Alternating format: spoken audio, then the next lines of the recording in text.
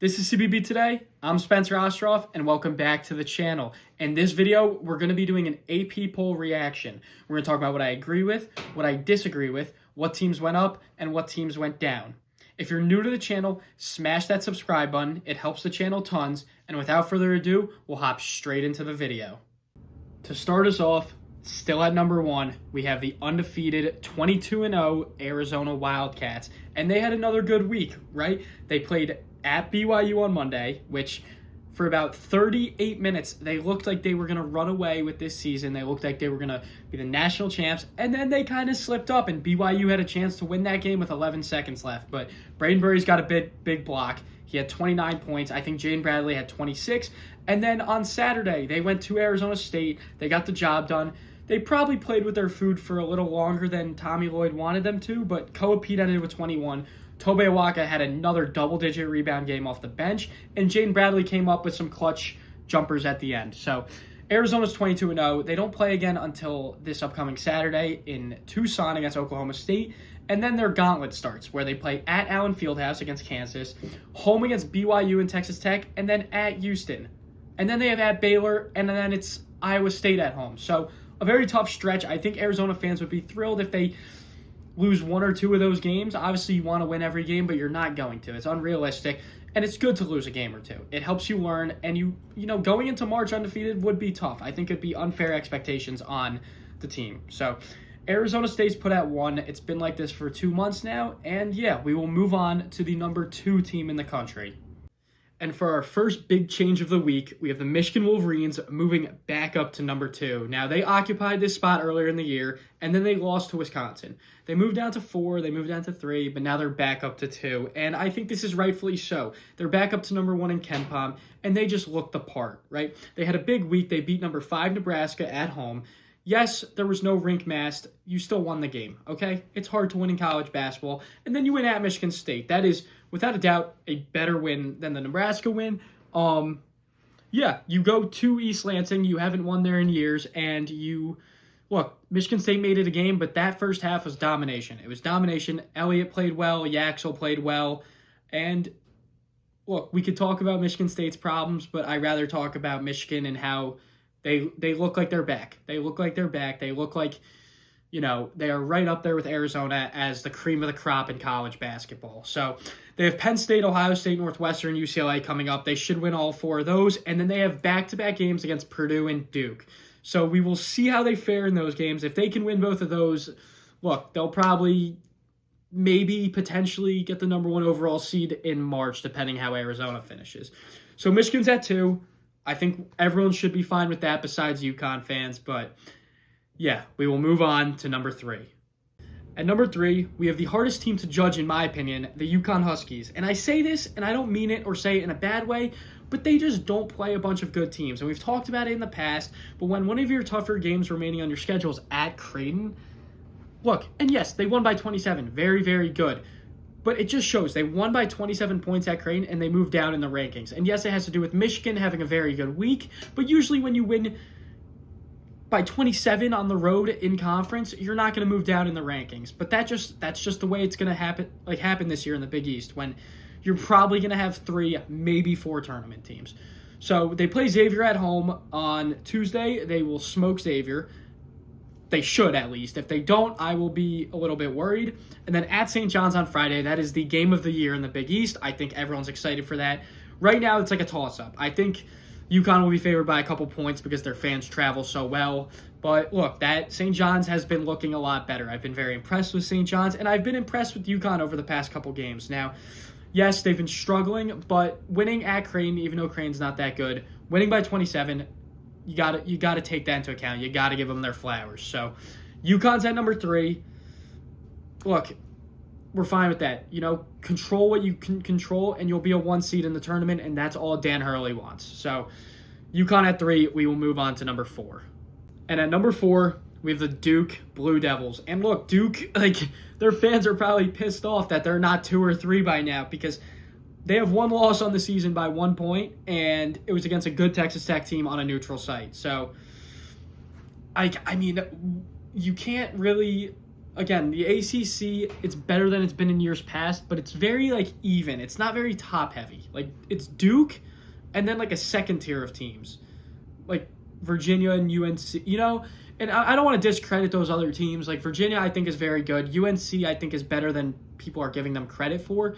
And Louisville's had some rough patches, but they're a very talented team, along with North Carolina State.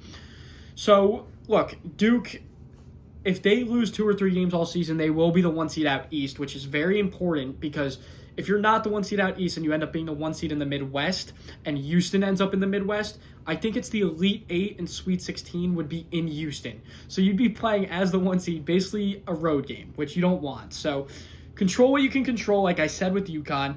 That Michigan game on February 21st in Washington, D.C. is going to loom very, very large. That is possibly the game of the year. So, yeah, I mean, Duke, they smoked Louisville.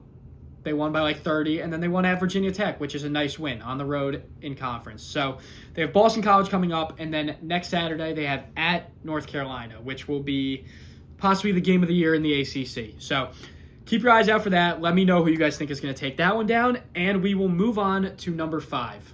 At number 5, we have Illinois, which is, I can't even believe I'm saying that because literally a week and a half ago when Kylan Boswell went down with an injury, I was like, oh, this could be really bad. And it's almost looked like they might be better without him. And I don't want to say that because I legitimately love Kylan Boswell. I just think it's like Keaton Wagler is able to, just be on ball. And it's obviously been working. Like, he had 46 against Purdue, 22 against Washington, and 28 against Nebraska. Yes, they won at Nebraska, who was ranked 5 at the time, and then at Purdue, who was ranked 4 at the time. So Illinois is rightfully ranked at 5. And you'd think they could be ranked even higher, except they do have those 3 losses, and the teams ahead of them are just really, really good. So they have Northwestern coming up, and then at Michigan State this Saturday. I'm very, very excited for that Michigan State game. I'm very excited to see how Izzo guards Wagler, what they're going to do, if they're going to trap the ball, if they're just going to let Fears try and lock him up. I doubt that's what they try and do. But yeah, Illinois, they can easily play their way into a 1 seed. Like, they play against Michigan, they play Michigan State, and then you have other quad 1 opportunities. So Illinois, if they can keep winning, it's, things are looking up, and they're peaking at the right time. So Illinois is at 5, and we will move on to number 6. And at number 6, it's probably my least favorite team to talk about, Gonzaga, just because they're kind of boring, right? They're kind of like UConn. They're boring. They're going to win a lot of games. They're going to lose. They have 1 loss right now. They might lose another game or 2 before the tournament. They just beat St. Mary's. That game was at the Kennel in Spokane, but it's still a nice win. It's a big rivalry game. Anytime you're going to beat St. Mary's, you'll take it, and you'll run. Graham Ike had 30 points in his return, so that was nice to see. They play again against Portland. They only have, 8 games left. They're 22-1. They have 8 games left before their conference tournament. The only loss, I think they're going to lose one of those 8 games just because I think they slip up and 5 of those are on the road. So you still have to go at Santa Clara, at San Francisco, at St. Mary's, at Oregon State. I think they'll slip up in one of those, but I'm not too worried about them. I think they'll end up being the 2 seed out west, maybe the 3 seed out west. But as long as they're playing out in San Diego, I don't think they really care if they're the 2 or 3 out west. As long as they're out west, I think they're fine. So yeah, Gonzaga's at 6. They're going to hang out around, like I said, around 6 to 10 for the rest of the season. That's just the way it goes when you play in the West Coast Conference. And yeah, we're fine with them at 6. We will move on to number 7. And at number 7, I'm glad to say they're at 7 because everyone thought they were going to slip for a bit, is the Iowa State Cyclones. Now, they got 2 blowout wins this week. They beat Colorado by 30 and then Kansas State by 34. That Kansas State team, I don't understand how they're that bad. I think Jerome Tang might be on his way out, but that is a conversation for another day. So Iowa State, they play versus Baylor upcoming at TCU, and then they have a very tough stretch. They play Kansas at home. They play Houston at home. You could probably get away with splitting that. You could maybe even win both at home. But then you play at BYU, at Utah, versus Texas Tech, at Arizona, and then versus Arizona State. So, look, with that schedule, they can play their way into a 1 seed. They have 2 losses, and one of them isn't bad. It's at Kansas. No one's going to kill you about a loss at Allen Fieldhouse. But with that schedule, they can also play their way into being a 4 seed at this point. So I'm very curious to see how they do to close the regular season, because last year we all remember they fell apart after the Caleb Love full court shot to win or to tie the game, send it to overtime. They fell apart. So I'm very curious to see how they're going to end this year and what momentum they can bring into the Big 12 tournament and then into March. So they're at 7 for now. I think they can definitely play their way back into the top 5 teams by the beginning of March. We'll see how they do. We'll see how they fare in that tough stretch of games. And we will also now move on to the number 8 team in the country. And at number 8, we have one of my favorite teams in the country, the Houston Cougars. And they had a good week. They won at TCU 79-70. Now, you might think, oh, they didn't even win by double digits. Well, at TCU, in-state, it's not an easy place to play. And it's the Big 12. So, look, you're not going to fault them for winning a game on the road in conference. And then they played at Cincinnati. They won by 22. So it looks like they're back on track after the Texas Tech loss. They still only have 2 losses all year. To Tennessee on a neutral site and at Texas Tech. Like, everything's right in front of them for this team. I think they have the 4th best odds to win it all, which, I think, not gambling advice, but if you're a betting man, I don't think that's the worst bet in the world. Like, one of the best coaches in the country, one of the best freshmen in the country, and then Uzan and Sharp, Tugler, you got the vets. So that's a conversation for another day, though. They have UCF coming up, and then at BYU. They have at Iowa State, home against Arizona, at Kansas. So they have a lot of games to get right and possibly move up the seed line or move down, but move up. Look at it as move up. So Houston's at 8. I think if they can take care of business, they could eventually also be one of those teams that can move into the top 5 and climb up to a cemented 2 seed in March. So, yeah. We will now move on to the number 9 team in the country. And at number 9, we have the previously undefeated Nebraska Cornhuskers, who are now 20-2. They had 2 losses, but 2 good losses. If you believe in good losses, moral losses, look, at Michigan, shorthanded, no Rink Mast, no Braden Frager, I believe. You lose by 3 points. Yes, they shot the lights out. They often do shoot the lights out of the ball, but look, you lose by 3 points at Michigan, arguably a top 2 or 3 team in the country, and then versus Illinois. Look, Illinois is very good. Like we talked about earlier, they are now a top 5 team in the country. Keen Wagler looks like he could be the Big Ten Player of the Year, not just the Big Ten Freshman of the Year. So no one's going to fault you for losing those 2 games.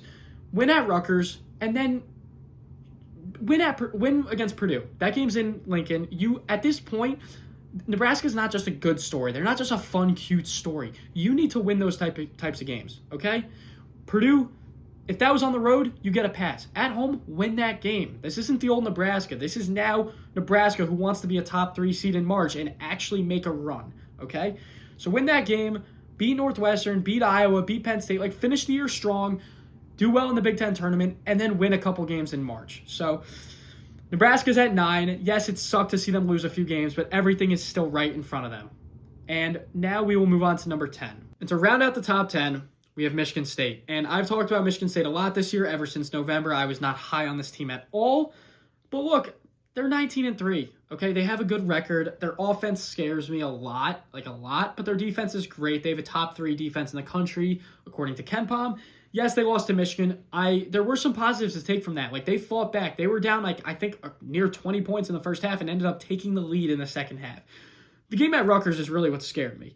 They ended up winning that game. They probably had no business winning that game. And Rutgers is terrible. They're terrible. So, look, you play at Minnesota. You got to win that game. And then against Illinois at home, you're supposed to win that game at home. So that game's on Saturday. And then they have at Wisconsin, UCLA, Ohio State, at Purdue, at Indiana, Rutgers, and then they close out the year in Ann Arbor. So, look, if they finish with 5 or 6 losses, they'll probably be end of the 2 line or early 3. I call them to be a 3 seed, but it's still early. So, look, Michigan State's fine. I don't think they have what it takes to win it all this year or even make the Final 4, but I think they can make a run to the Elite 8. So, yeah, that'll round out the top 10. I hope you guys enjoyed this video. We have these coming out every single Monday, the AP poll reactions. And then during the week, we're going to have breakdowns, recaps, previews, analysis, so check out those old videos, and then make sure to subscribe so you don't miss any of the new ones. March Madness is coming up. We're getting towards the home stretch of the regular season, so make sure to subscribe. Don't miss any of the new videos, and I will see you guys next time. CBB Today. Peace.